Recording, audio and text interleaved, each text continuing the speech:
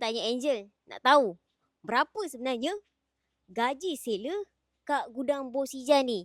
Okey, salah seorang seller lah kita kena tanya ni, geng. Kita interview. Kita interview sikit. Rasa macam kena, Jajan! Nak. Kontena! Kontena! Tiba-tiba ada kontena pula. Uish. Dia tengah landing-landing ni, kita tanya ni. Okay. Ni Acacik mesti kenal siapa ni kan, Acacik? Acacik, ni. ni, Dendang. Nak tanya sikit ni, Dendang. Okay. Gaji kau yang bulan lepas berapa? Gaji aku bulan lepas? Gaji. Ya. Berapa tu? 3,300.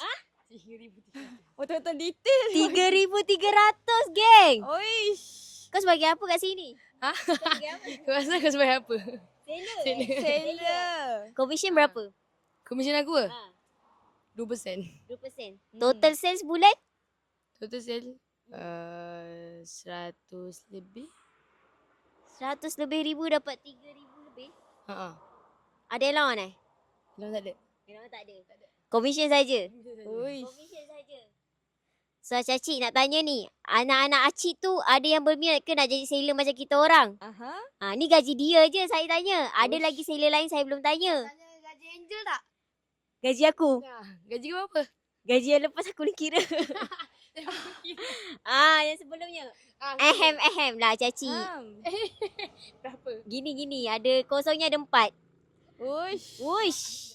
Acacik, so sekarang ni gudang Bos Ijan kita orang open untuk jawatan kosong seller. Tak kisahlah Acik lelaki ke, anak Acik perempuan ke, Yup. Ivy je terus, okay?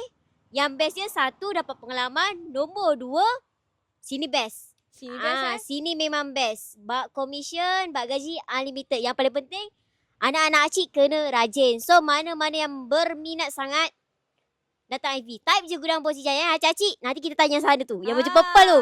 Baju purple tu kena tanya tu. Uish. Baju Berapa purple gaji kena dia? tanya tu. Berapa gaji dia? Kejap lagi kita buat video lagi Okay? Alright.